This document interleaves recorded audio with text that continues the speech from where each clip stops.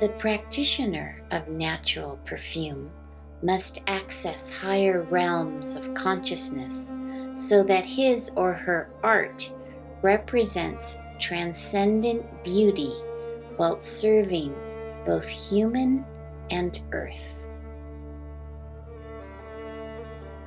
My intention with this presentation is to share some aspects of perfume making where we observe how we, like the earth, are cyclical, rhythmic beings.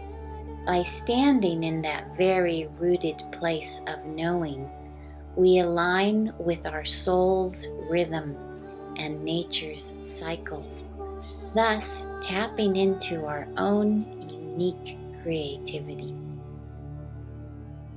In both alchemical and mystical systems, the elements are used as a simple structure for classification based on the sensory world mirroring that of the human physical, emotional, and psychological understanding. These elemental attributes of earth, air, fire, and water can also be applied to scents.